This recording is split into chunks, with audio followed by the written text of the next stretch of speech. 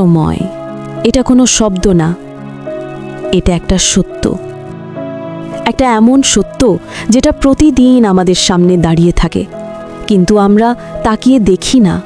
আজ আমি আপনাকে কিছু শেখাতে আসিনি, আজ আমি শুধু আপনাকে একটা অনুভব গড়াতে চাই।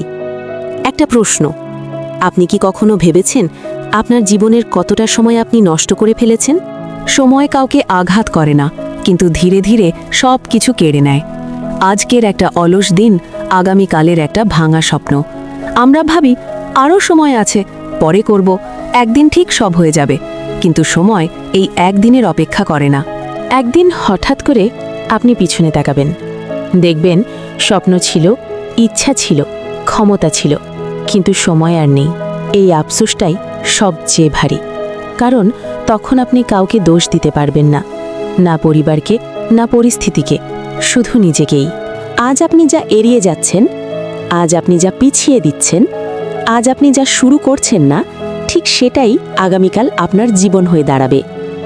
একজন মানুষ সফল হয় না হঠাৎ করে, সে প্রতিদিন নিজের অলসতার সাথে যুদ্ধ করে, প্রতিদিন সময়কে নিজের পক্ষে আনে।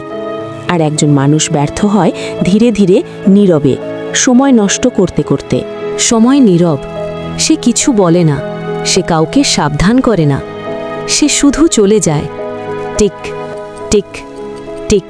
সে কখনো থামে না, কারণ আপনি ক্লান্ত।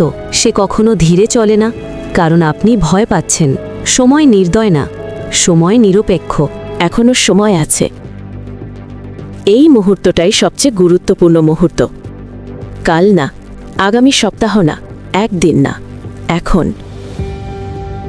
আজ যদি আপনি সিদ্ধান্ত নেন, আজ যদি আপনি নিজের জন্য দাঁড়ান, আজ যদি আপনি সময়কে সম্মান করেন, তাহলে বিশ্বাস করুন, একদিন সময়ই আপনাকে সম্মান করবে। মনে রাখবেন, সময়কে জয় করা মানে নিজের দুর্বলতাকে জয় করা। আর যে মানুষ নিজেকে জয় করতে পারে, সে জীবনেও হার মানে না।